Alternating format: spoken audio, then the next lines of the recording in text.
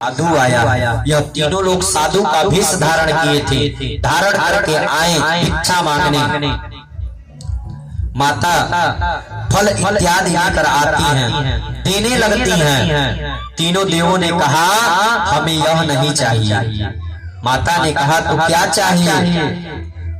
तीनों देवों ने कहा अगर आप हमें भोजन करा सकती हैं तो करा दीजिए। माता ने कहा जरूर, इससे बढ़कर मेरे लिए क्या हो सकता है।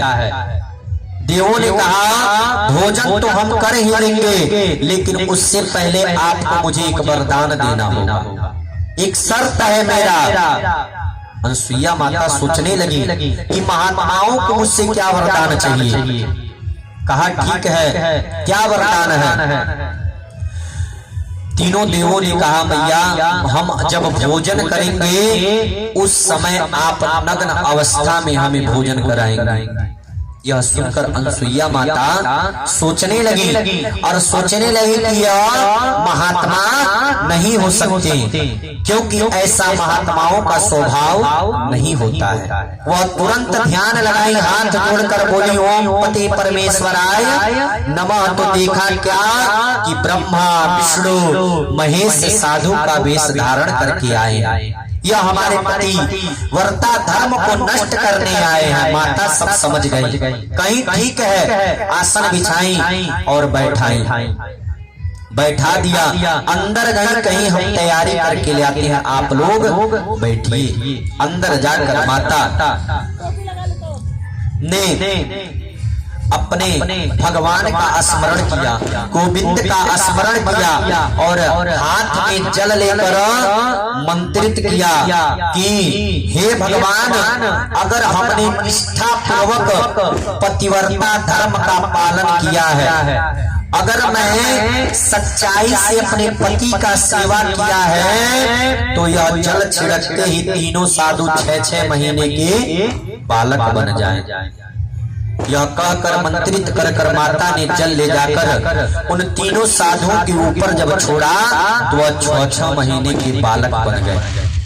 जब 6-6 महीने के बालक बन गए तो 6 महीने के बालक को कोई विरक्त नहीं रहता है कि उसकी माता नग्न है या वस्त्र धारण करती है, इसका कोई उसको अचेत नहीं रहता है। हमारा अब माता तीनों को बालक बना दी और पालने में झुलाने लगी।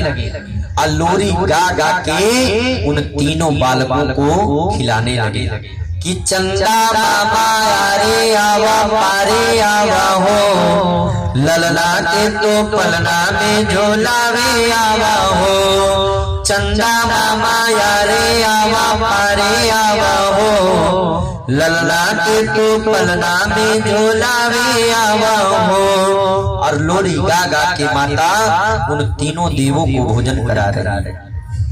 इधर अब लगी माता भोजन कराई, अब खिलाने लगी उनको। अब इधर जब काफी समय बीत गया तो एक दिन नारद जी फिर पहुंचे लक्ष्मी जी के पास। लक्ष्मी जी ने जब नारद जी को देखा, कहा कि आखिर है कहाँ मेरे देव?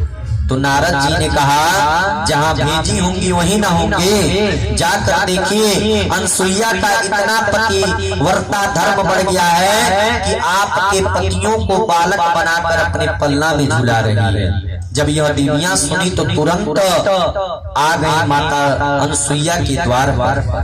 आकर उस अनसुईया के आगे हाथ जोड़कर कहीं मैया तुम धन्य हो, हमारे पति कहाँ हैं?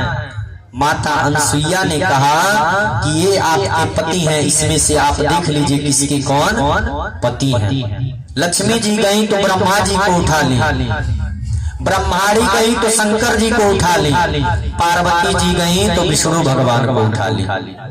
जब देखा अनसुईया ने तो कहा कि यही आपका पतिव्रत धर्म है, यही आपका पतिव्रत धर्म है कि आप अपने पति को नहीं पहचान पा रही हैं। फिर माता अनसुईया ने जल लिया, अभिमंत्रित करके जब तीनों के ऊपर छोड़ा तो देखा कि लक्ष्मी जी ब्रह्मा जी को पकड़ी है, तुरंत छोड़कर भागी वहां से।